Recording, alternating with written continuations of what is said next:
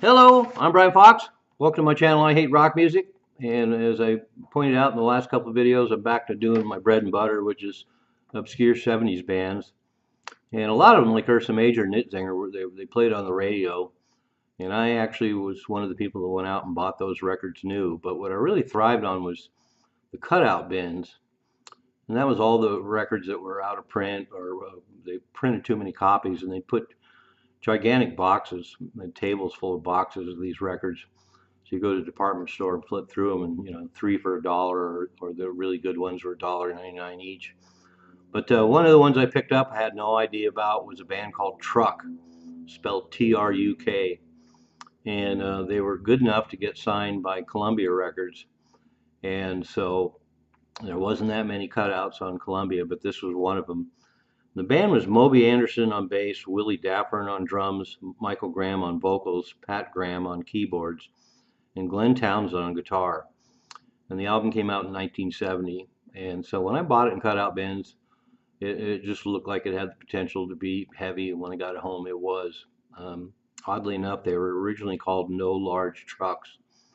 Then they shortened the name to TRUK, and they were from Oklahoma, of all places. And again, they're not a top of the line band. It's not an instant classic, but it delivers all the goods. It's recorded really well.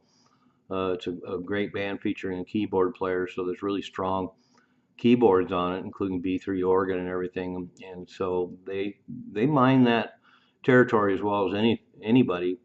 And the other thing that's striking is there's a lot of harmonies, three-part harmonies that are really excellent. You don't really often hear a lot of that kind of thing with a lot of these hard rock records. And this is fairly early on, 1970. They're very polished. Obviously, we're ready to go. There's one cover on the album. They do a cover of Guns, Yellow Cab Man. But really strong band. The rhythm section's killer. Glenn Townsend's guitar work is wonderful. Definitely super heavy. And the vocalist is somewhat of a typical 1969's 1970 gruff blues howler, but they pull it off. In the slower material, there's some progressive elements, and there's a couple of ballads, but it's recorded so well, and the band is so good. It just is really powerful, and I was surprised by this one. I wasn't expecting it to be that good, and after all these years, it still holds up really well. Material is solid. There's just no slip-ups other than the fact that they just weren't world-class quite. But boy, as far as early 70s, particularly 1970 hard rock records in the U.S., this one's a good one. And one weird little note about this, Willie Daffern, who's the drummer for TRUK, ended up being the singer for Captain Beyond's album Dawn Explosion in 1977. So that is kind of an odd connection. But it's great that this band made it coming from Oklahoma. They easily could have lost in the cracks. They obviously spent a lot of time practicing because they're totally pro and totally ready to go. And as I mentioned before, and I'll mention again, Glenn Townsend's a killer guitar player, and that's one of the things that really makes this record. So it's pretty solid.